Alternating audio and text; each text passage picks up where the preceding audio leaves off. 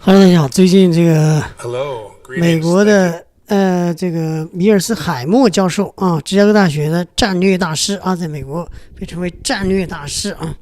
他最出名的一个战略啊，就是战略思想，就是叫进攻现实主义。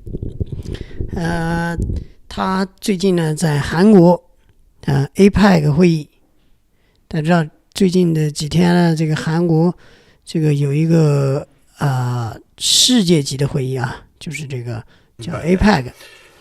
然后 APEC 会议呢，很有趣的是邀请了三位白人啊来做这个讲座。当然这个引发了一些争论，一些争议，就是三个白人在上面侃侃而谈亚洲的未来啊。我们来看一下这三个白人，尤其是个米尔斯海默怎么说的。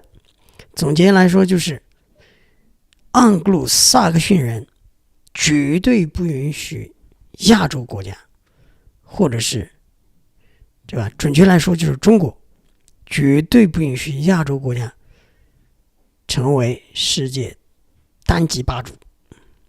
这是这个他的访谈的主题我们来看一下这个人他是怎么这个阐述他的进攻现实主义的这样的思想的啊。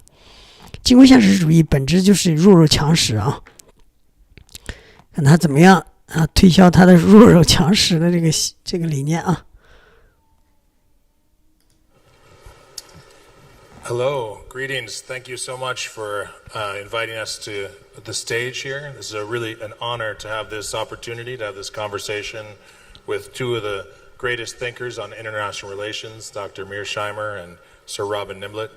I'm really looking forward to having a conversation where we can explore some of the challenges and opportunities facing APEC and facing the region, and maybe looking into a bit how Korea fits into the conversation and how APEC, along with G20 and other international institutions, maybe can contribute to this time of transition.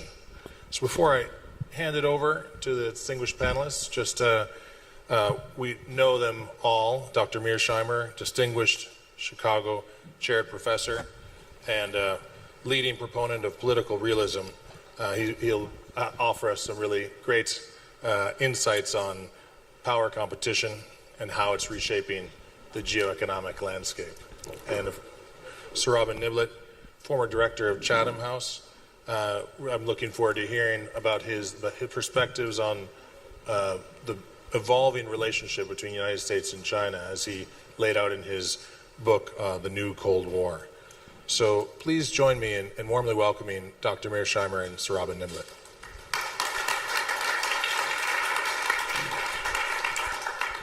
So Dr. Mearsheimer, over to you. The mic is yours.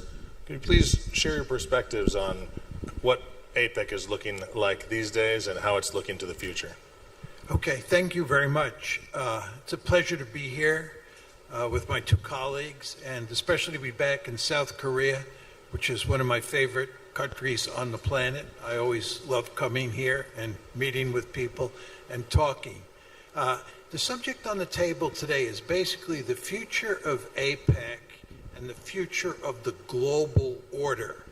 And when we talk about the global order, we're more or less referring to what people call the liberal international order. And my argument is that the future of APEC and the future of the liberal international order is not very promising. There's big trouble ahead.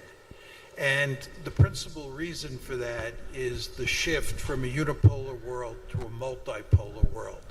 And I'll explain more about what I mean by that. But I want to start off with a number of definitions to begin with, to give you a sense of the big picture, because I think you can only understand where APEC is headed and where the global order is headed if you want, by understanding what those terms mean. What is the relationship between APEC and the global order? And APEC is an institution. It's one institution, and an institution is different from an order. And what exactly do I mean by that? An institution is a body of rules. It's very important to understand that that's what institutions are. They're rules that allow the member states to interact with each other. They prescribe certain.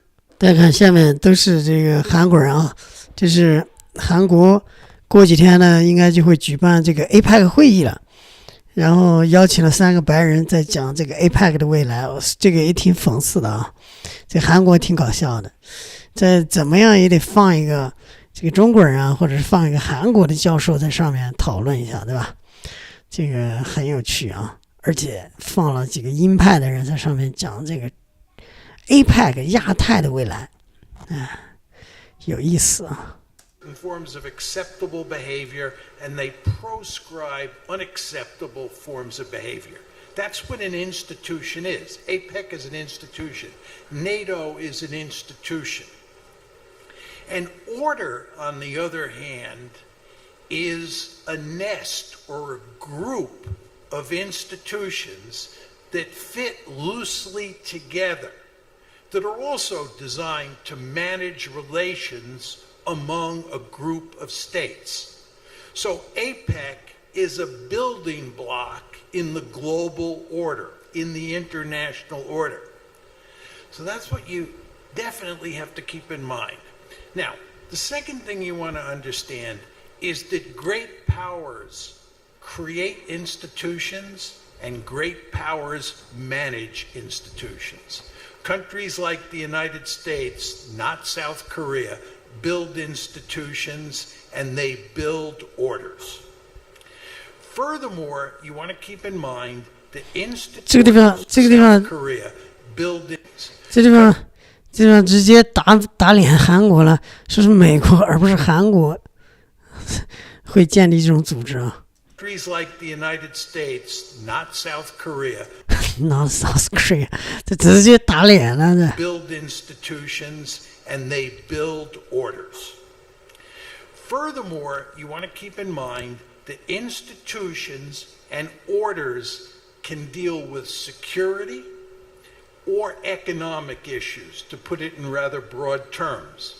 So to go back to the Cold War, you had NATO and you had the European Community, which became the European Union. NATO was a security institution, and the European Community was an economic institution. And I'll talk more about this in a minute, but they were all part of the Western order. There was a Western order in which NATO and the European Community fit. Now, the next definitional issue, and the last one, which you want to pay a lot of attention to, is that there's a distinction between bounded orders and international orders. An international order includes all of the great powers in the system.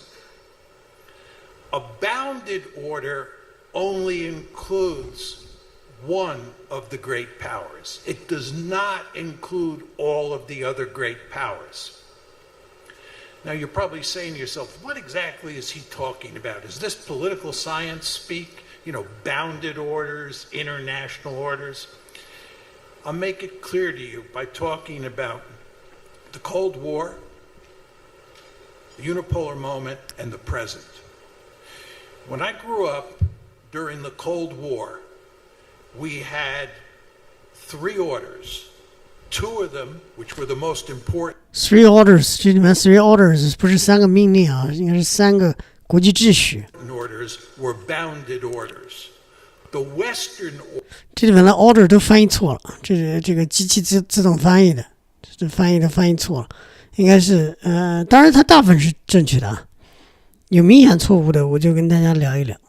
这个应该是有界的这个秩序。Order, which is sometimes mistakenly called an international order, was run by the United States. It was set up by the United States to wage the Cold War. It was basically run by the United States. that Western order included NATO, it included the World Bank, the IMF, the European Community. All of those institutions were bundled together in the Western order, which was initially designed to manage the Cold War. The Soviet Union, which was the other great power in the system, was not in the Western order. The Soviet Union had an order of its own. It had a bounded order. That bounded order included Comecon, the Warsaw Pact, and the successor organization to the Communist International. So these two bounded orders waged the Cold War. We also had an international order. That international order included the United Nations, because the United States and the Soviet Union were both in that institution. They were in that order. So the UN, a variety of arms control agreements, the NPT, they were all part of this thin international order.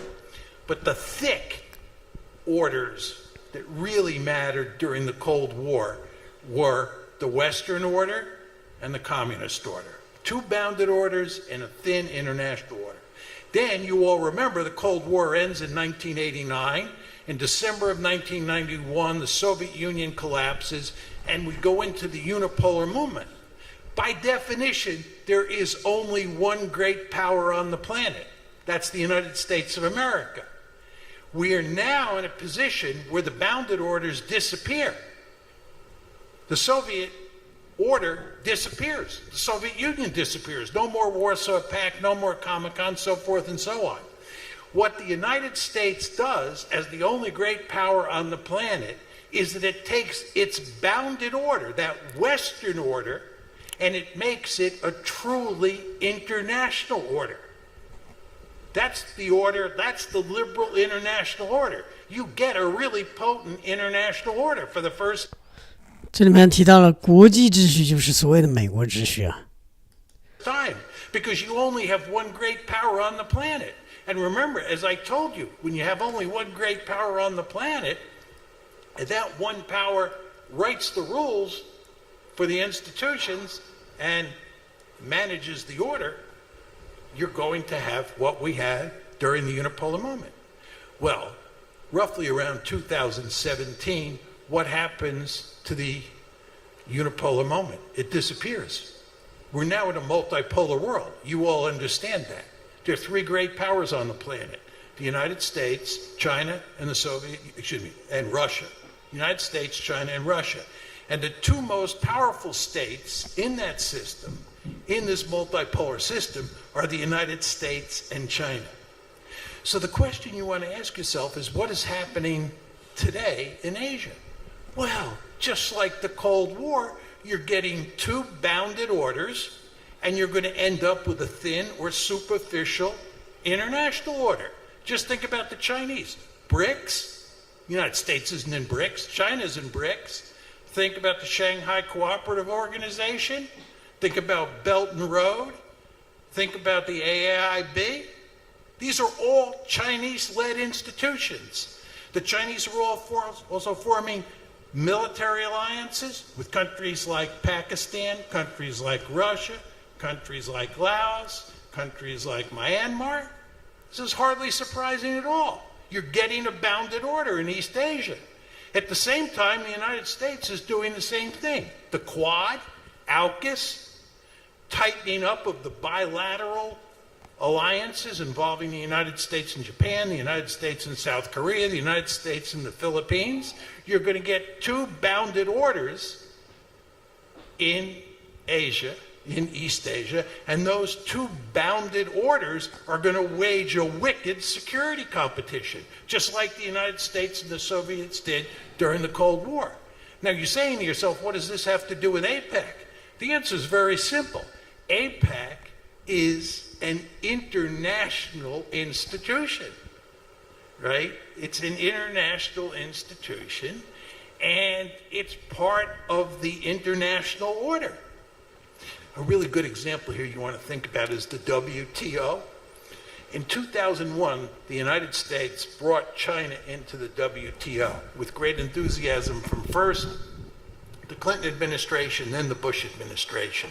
The World Trade Organization was going to help make China rich. We were really enthusiastic about that. Where is the World Trade Organization today? It's in the toilet bowl. It's in the toilet bowl. Why? We went from unipolarity to multipolarity.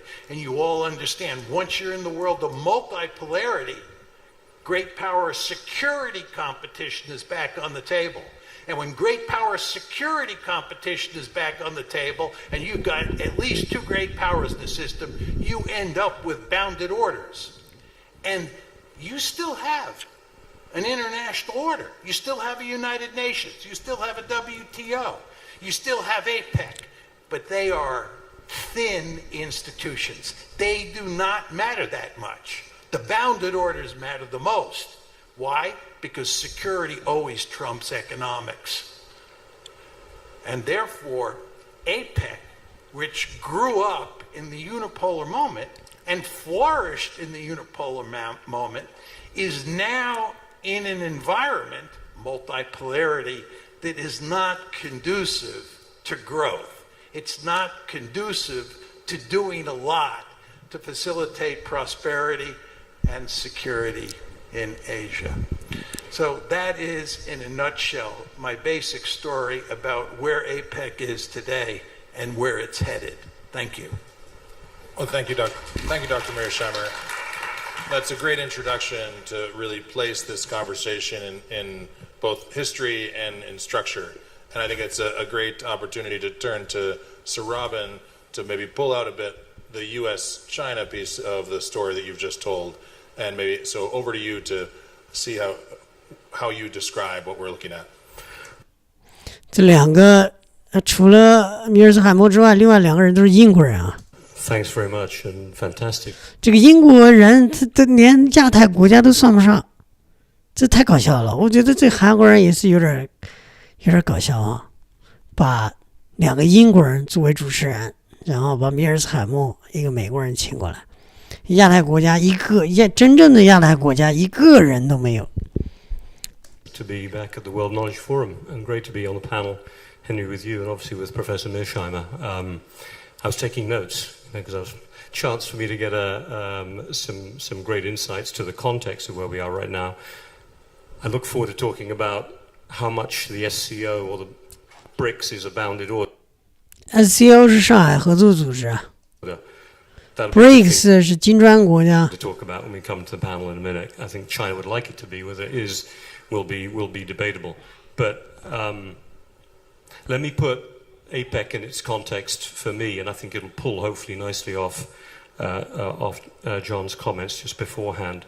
I want to make 5 points. The first is that it strikes me that APEC is, I'm trying to think of the right word, an echo, a hangover of the period of that post-Cold War optimistic period where we thought that globalization would be the future of the world and that the Western international order would become the international order, to use John Mearsheimer's, I think, very accurate description. But of course, it is being undermined right now, APEC, like globalization, by the emergence of what I think of as a new Cold War between the US and China, whatever we want to call it, deep geopolitical competition.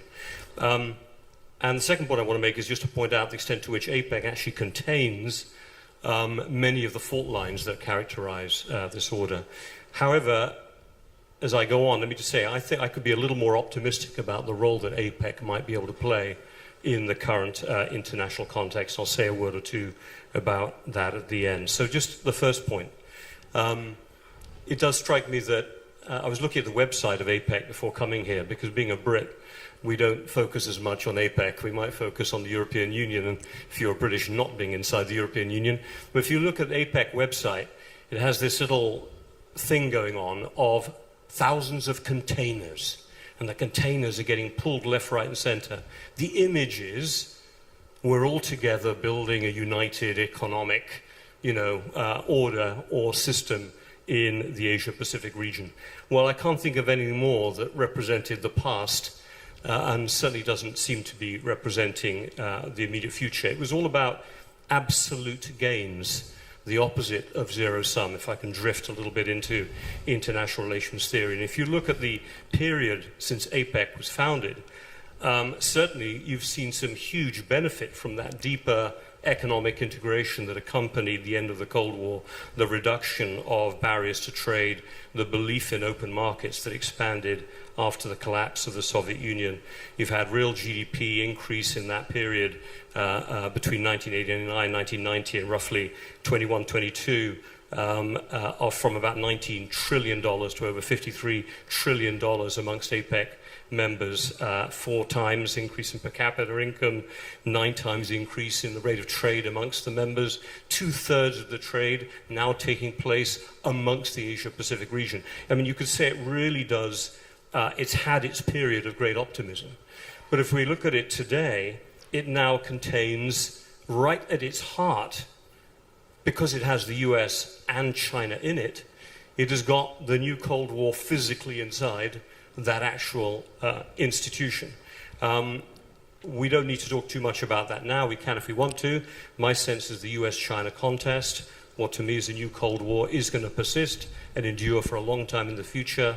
It's at the economic, it's at the military, it's the technological, I would even say at ideological levels. But what's interesting is that its front line is the Asia-Pacific region. It's not Europe.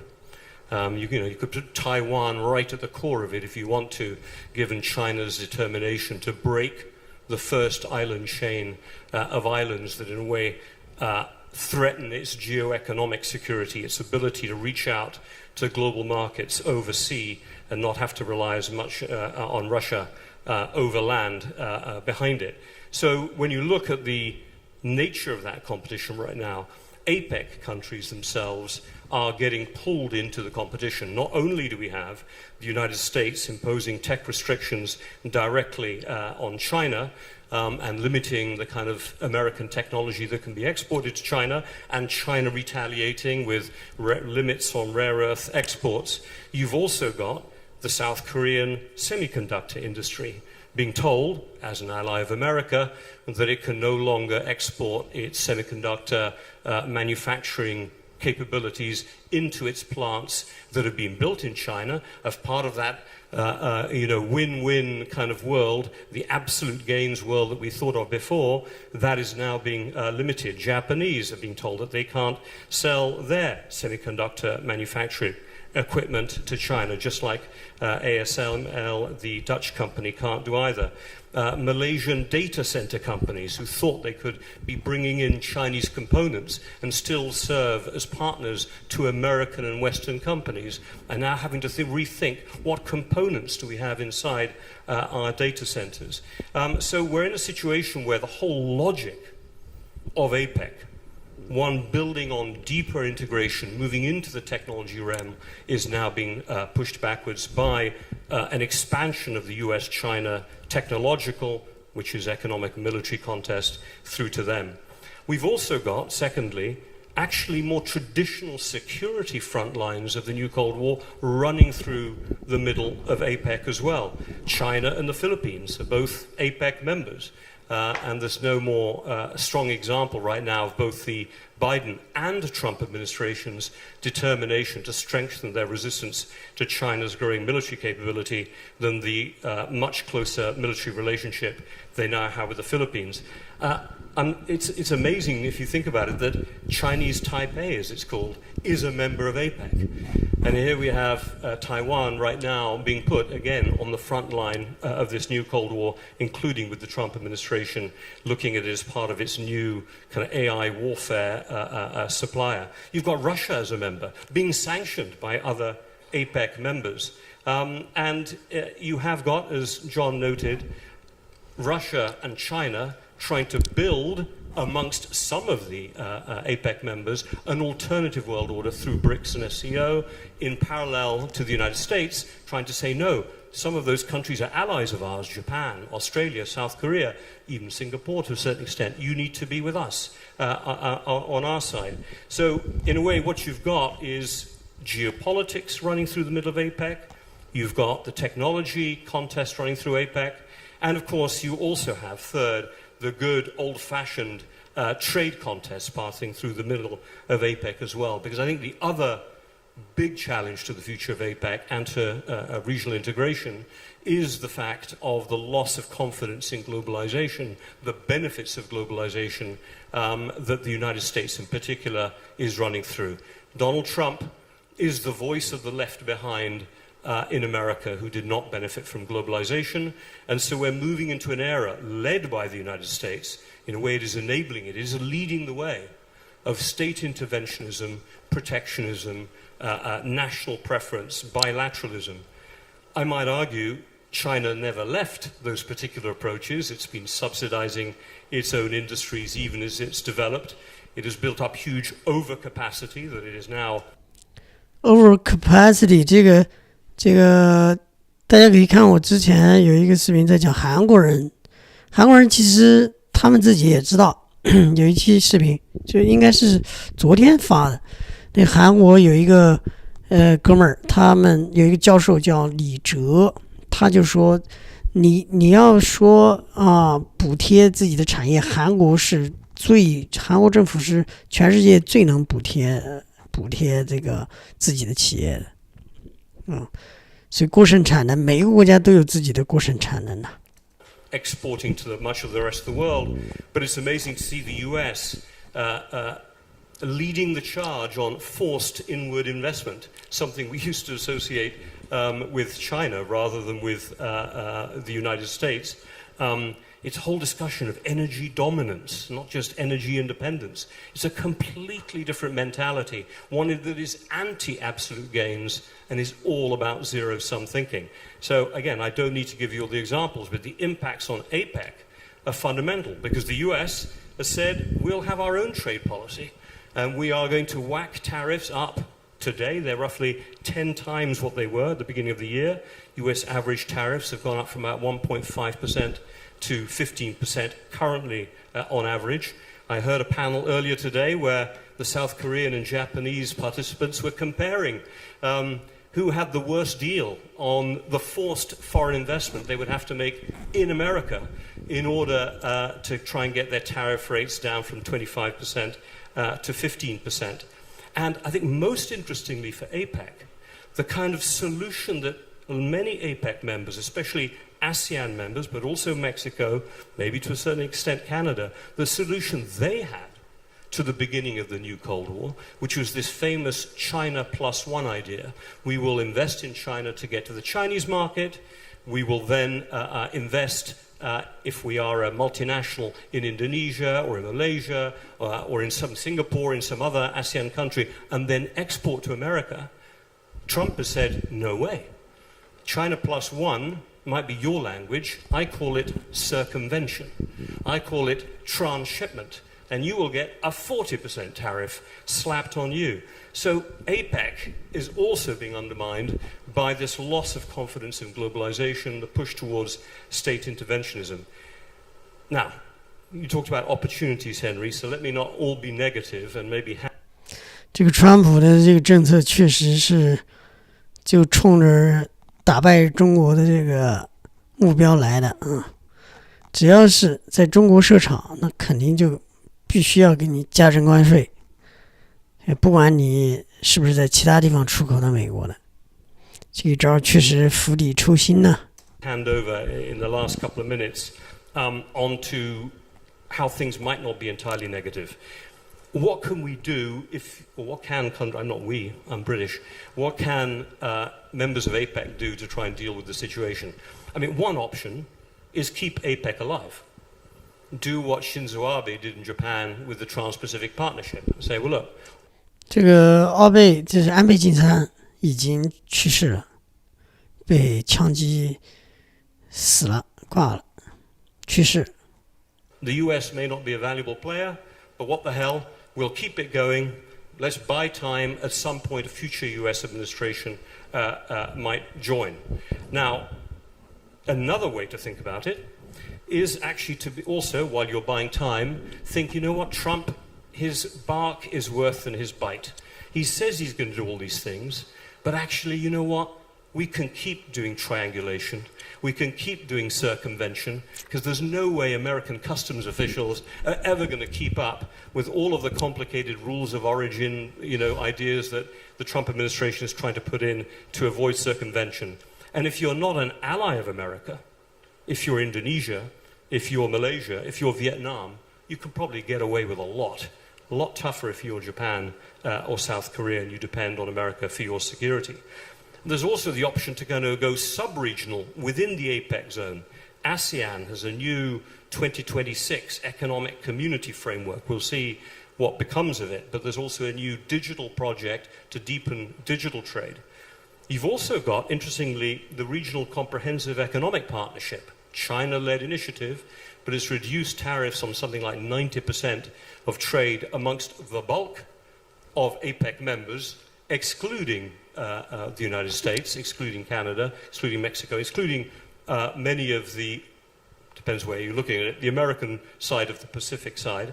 But RCEP itself is a huge trade agreement. It's 3 billion people. It's 30% of the world GDP. And actually, in that typical Chinese way, it's quietly opening up markets amongst its members quite intelligently. Now, that's one way of looking at it. I think also, if I can think of it in a slightly more international relations standpoint, APEC is interesting because maybe it could also be a soft bridge for the US and China. APEC does not need to be dominated by the US and China. One of the most famous APEC summits recently was the 2023 one, when Biden met with Xi Jinping. They buried the hatchet. Many people are hoping that the meeting in Gyeongju in late October, maybe we will have another Trump-Xi meeting, and maybe again they will carry on the discussions on nuclear confidence-building measures, should we call them, that Trump certainly is incredibly supportive of, and I imagine Xi Jinping might be as well. So it may be that APEC provides, again, back to John, your point, being a bit of a part of an international system, because it's got Russia and the United States in it. Maybe they can use it as a framework to try to lessen some of the restrictions they have. But the last point, very last point I want to make, and maybe it's a little bit different from John's point, you described Henry at the beginning as John as part of the realist school of international relations. I'm a Brit. And when I did my PhD quite a long time ago, I discovered a thing called the English School of International Relations. English School. 英国学派 believes that states tend to compete with each other all the time. They're not very utopian. But they do believe in a thing called international society. That the majority of countries do want rules.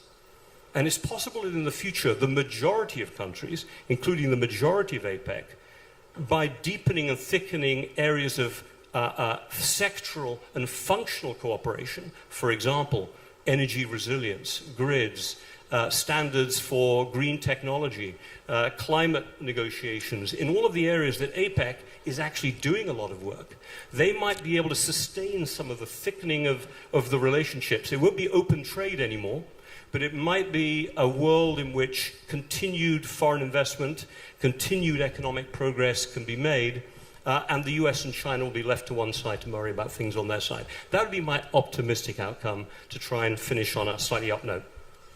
Well, thanks for that. I think between these two presentations, we have the structure that's laid out, and I think some very detailed and insightful perspectives on how APEC could fit into that order. Before we go maybe further down the structural road, I'd like to bring it just briefly maybe to Korea. And just for you, Dr. Mearsheimer, just what kind of agency does a country like South Korea have in this the new order that you've described with, I mean, whether it's related to the thin bound order of institutional order that APEC represents, or in the more multipolar sense? And then for you, Sir Robin, just to maybe expand a little bit on what you hinted at, just what is South Korea, specifically is its kind of next step here, given what we've been laying out here today? Let me just start by saying that Robin made the point, which I completely agree with, that states need rules. Institutions are of enormous importance, and 这地方应该是每个国家都需要规则。complex world like the one that we live in. You absolutely need institutions and you need order. Now, the question is, what kind of agency does Korea have in this order? And the answer is not much at all. And there are two. 这韩国在这个秩序中应该是拥有什么样的一个权利？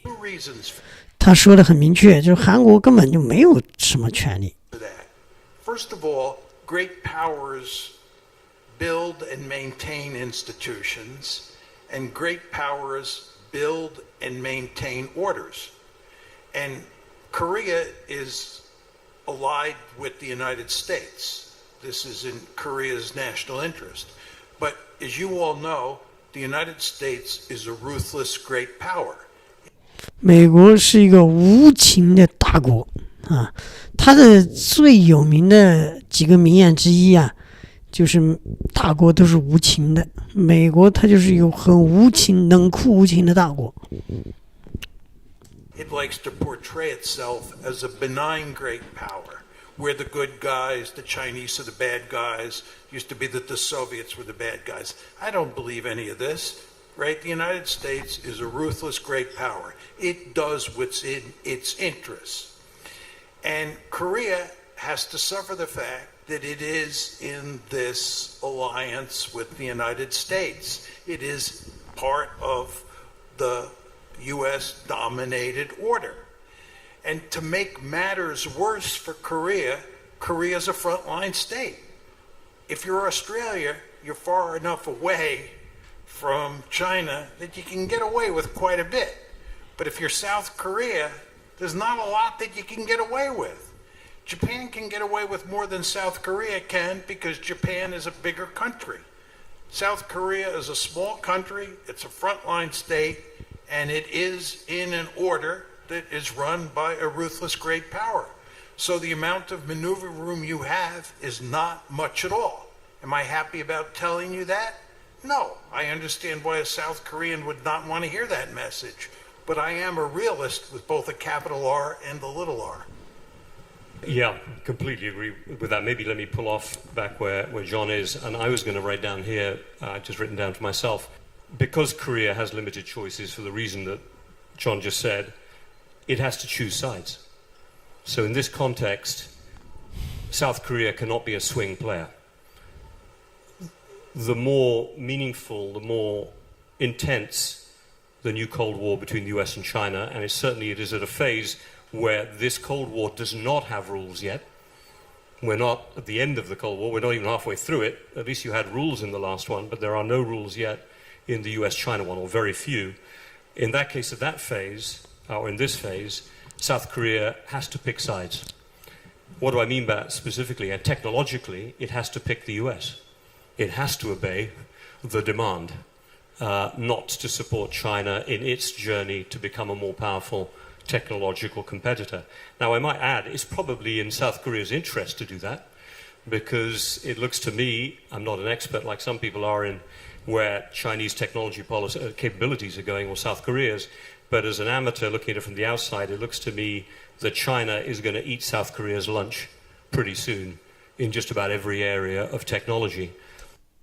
这个有点挑拨的意思，中国会吃掉韩国的技术各个技术领域，这个也是一部分事实吧，但是它肯定是有一定的挑拨的意味啊。But the thing that South Korea will have is preferential access potentially to the US market and to the market of other US allies in Europe, in Australia, in Japan, where we're all going to have to make sure there's less Chinese technology. And although the South Korean technology might be a bit more expensive, it will be maybe not as heavily tariffed, and it will be allowed in because you're on the right side of the security contest with China. So I think you have to choose, go ahead and choose. That'd be the first point.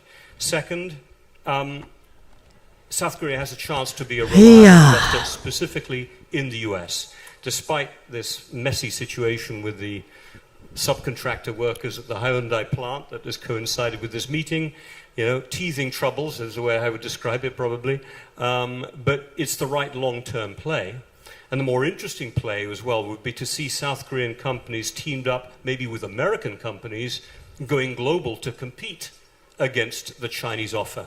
The most obvious example being probably in nuclear technology, where Westinghouse can be a great partner to the very successful and good Chinese civil nuclear plant builders. And the third thing I would do, probably just as at the end of my remarks, South Korea as a small state, and John, you'd probably agree with this, we're all small states, unless you're one of the three great powers. One of the things Britain has learned, you're either small or you're smaller, you know, and we're small. So small states have to find a way to team up, and we do need the rules. So I think that South Korea needs to be investing in APEC. I'm glad it's taking a lead on the energy cooperation side of the APEC agenda. It needs to invest in that. Hell, it maybe should invest in RCEP as well, which it is, because that is the chance for it to be able to at least trade on the non-sensitive side with China, and after all, Australia, Japan are in there as well. So I think they need to build up some of the rules. That would be a useful policy to do to hedge that great power alliance it has with America. Thanks. I think that's some good tips for maybe to help the medicine go down from the tough message, realist message that Dr. Mearsheimer gave.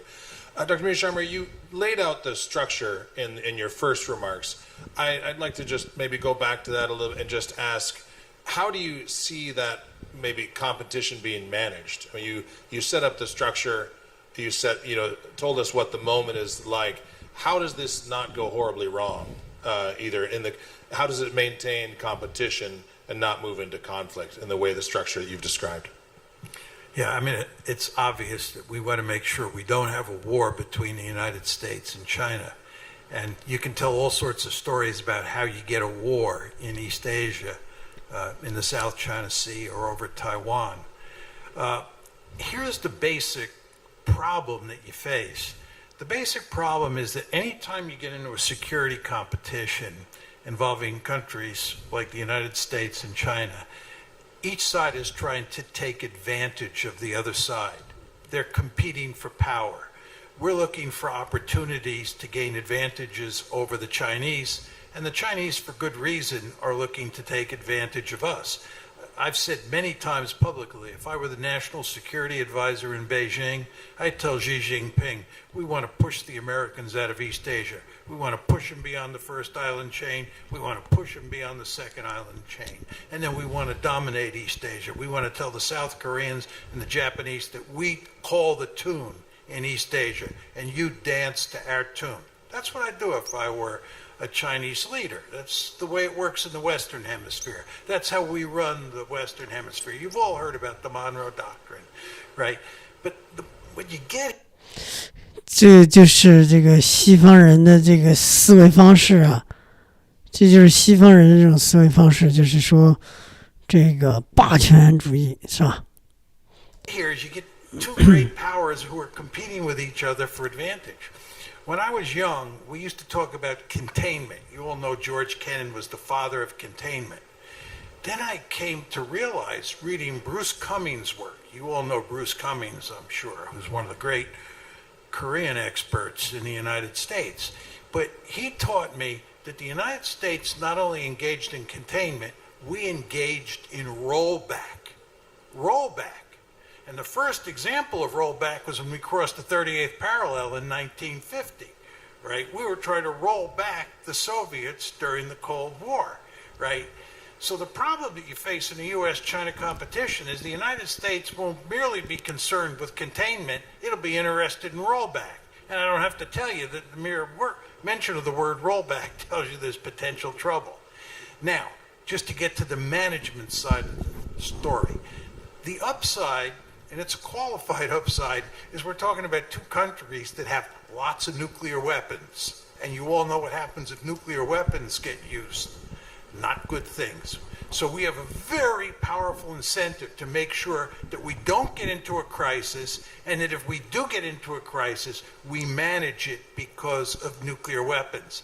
So I think paradoxically, nuclear weapons, the presence of nuclear weapons, give both sides really powerful incentives to manage the crisis. But I would juxtaposition that with the fact that good old-fashioned great power politics is a really nasty and brutal and dangerous business. 不过他也说的是事实，这个大国之间的竞争就是肮脏、残酷和很危险的。I'm going to stick with the hopeful note that you're saying that nuclear weapons, and that will help manage the conflict and keep us away from conflict. Incentives to manage. And maybe also to finish on another positive note to pull out from something we talked about already. You mentioned SCO and also 这是上海合作组织。other, Quad, on both sides of the equation, these sub-groupings. But 这应该是四方论坛。I'd also like to add in, for you, Sir Robin, the maybe not formalized groupings yet. I mean, there's AUKUS, but between Europe and Asia. And how can these groupings, subgroupings, contribute to this world order that Dr. Mearsheimer has laid out? How can they contribute, like you've mentioned with APEC, contribute to the management of this structure and to kind of the building of prosperity going forward? I mean, one of the things that I'm interested in exploring, now that I've got a bit more time to explore things, is the extent to which the United States and China in particular, I think Russia is already a proof point of this, that these three great powers maybe are not as powerful as the great powers have been in past periods of history. It needs testing as a thesis, but if you look at the United States with its current debt level, you look at what Donald Trump considers, and some Democratic leaders also considered, the overuse of the dollar and America's hold of the choke points of the financial system, overuse of those tools as part of their foreign policy in the last 10 years. That is leading to a blowback and an effort to try to not be as reliant on the dollar as one has been in the past. Looking at China now using the weapon of its rare earth dominance, certainly of processing rare earths, now leading to European companies and Americans to think, well, hold on, we used to process rare earths, maybe we can do it in a different way, maybe we don't even need magnets for very specific types of renewable energy, and we don't, as it turns out. It's all about money and supply chains. And then you look at, I don't need to talk to this audience here about China's demographic problems, its difficulty in transitioning from middle income to high income as a country. It strikes me this is an interesting moment for countries like Japan, like South Korea, like Australia, like Canada within APEC, but also, to your point, countries like Britain, Germany, France, the European Union as a whole, to think about how they can try to build up structures of cooperation that recognize the realities that we're still in a strongman world. We haven't got yet to a position, and we may never, where they don't wield ultimate influence, but certainly try to push it in that direction. And I think here, being a poison pill inside other institutions is not a bad thing. That's why I wanted to mention the BRICS. Clearly, China would like to use the BRICS club, and Russia would like to use it as a counterpoint to the G7. But, with India in there, which has a hugely suspicious relationship, to put it mildly, with China, with Brazil, again, not wanting to be couched as a pure anti-American player, it strikes me that's going to be a very difficult bounded order, if I can call BRICS a bounded order, to try to use to balance the existing or continuing American bounded order built around what is still obviously a very much existing NATO. So similar in the SCO, you've got one or two members. Turkey showed up to the last meeting. You've got Saudi Arabia showing up, and some of the Gulf states. These are as well American allies. I mean, you've actually got bases, American bases in the Gulf states, and obviously American bases in Turkey as well. So it strikes me that you don't have a Warsaw Pact against NATO moment like you had in the last Cold War. In a way, both sides are trying to build teams, but the teams aren't as committed and maybe not quite as dependent as they were the last time round. After all, yes, Russia is a nuclear power. It threatens Europe. But Russia is struggling just to beat Ukraine. I mean, Ukraine, it's remarkable. So I think that there's an opportunity here, and we're seeing it with European countries trying to sustain some of the partnerships with their Asian counterparts to say, look, maybe we need to have our own life raft Let's not rely as much on America for our future security. Who knows where it will be there, where it will be after Trump has stepped down. Let's start developing our own future combat aircraft things like the Brits are doing with the Italians and the Japanese. Let's keep up some form of Indo-Pacific strategy. Let's perhaps create an EU TPP trade deal that's being discussed right now. There's an EU-India deal that's perhaps going to be built at the moment. I think the smaller states are trying to test the thesis that we're not going to be dominated by the big ones next time round. At least you've got to try. They might fail, but have a go at it. Can I make an optimistic, quasi-optimistic point? You know, I never want to be too optimistic. But it's important to understand that the United States cares greatly about 3 areas of the world. Europe, which has historically been the most important area of the world to the United States, but no longer is. The Middle East, and here mainly the Persian Gulf. And then 3, East Asia. And East Asia is the most important of the world, part of the world for the United States strategically today because of the U.S.-China competition. But the fact is that the United States is deeply enmeshed in wars in the Middle East, mainly because of our alliance with Israel. And there's a good chance, as you know, we may go to war against Iran in the fall. And furthermore, we're deeply enmeshed in the Ukraine war. We're trying like crazy to get out, at least Trump is, but he's been unsuccessful.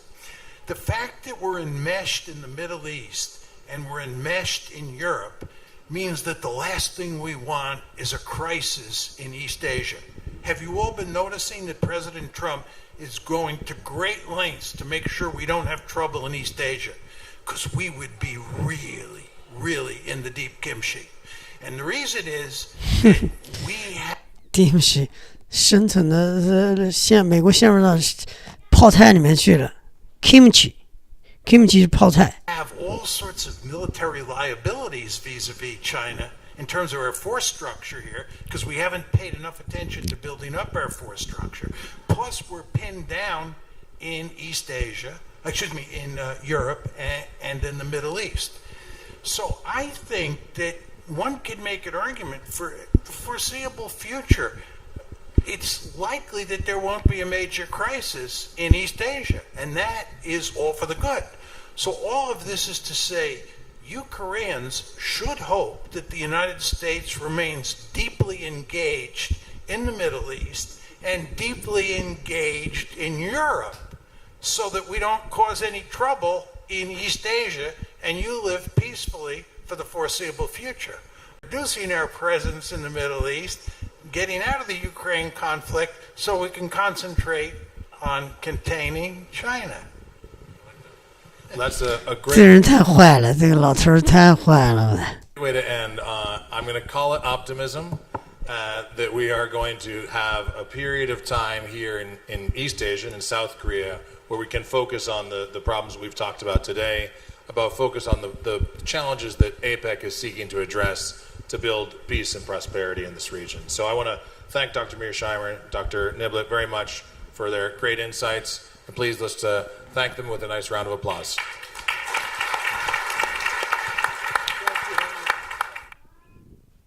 好，看一下下面的评论，可以看一下下面的评论啊，这个下面评论还是蛮有意思啊。第一个人呢，当然第一个赞的还可以，3个赞啊，3个赞，赞都不多，赞都不是很多啊。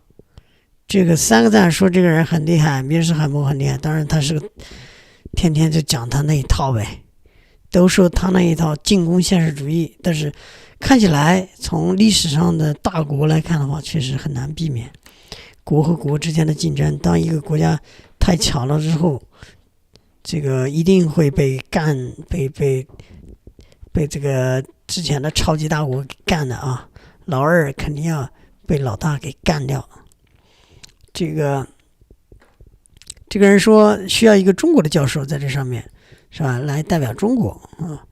这个 The show is not fair for Chinese superpower 这个也有人赞啊，说连个中国人都没有，是吧？应该都在谈中国，都要打中国，但是连个中国的教授都没有，是吧？对中国来说不公平。The problem is that 这个人说西方国家的问题是他觉得每个人都像他们，这明显这个米尔斯海默他就是觉得所有的国家都像他们，但实际上这个亚洲国家在历史上，对吧，也这个和平共处了那么长的时间，根本就不是说像他所说的那样，在一个帝国主义殖民主义的方式，以一种殖民主义和帝国主义的方式，就是亚洲国家不一定是这种方式吧，亚洲还是主要是东亚，尤其是以这个儒家思想为主导，那你怎么可能像他说的这样，这个赢家通吃呢，对不对？这即使是在中国的最强大的封建时代的时候，也就是让周边国家这个俯首称臣，但是也不至于说完全的去在其他国家搞霸权呢。只是中国的封建时代还是大家都知道，它就是为了搞贸易嘛，对吧？它这个进贡的话，它进贡这个西方这个其他国家向中国搞进贡，而中国给你的回报的比这个进贡的东西更多，是吧？就是为了通商啊。然后 Has it ever occurred to them that developing countries want trade and a better life for their citizens? 对他们来说，他们不知道这个其实发展中国家只是希望一个更好的生活，而不是冲突，是吧？说他们的非常狭隘啊。基本上就是说，这个占很多。这个说所有的 talk 对于韩国人来说，就是他们必须要当一条美国的狗狗。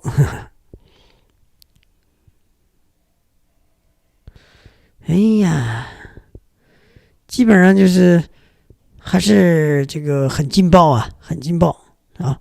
好，我们下期再见。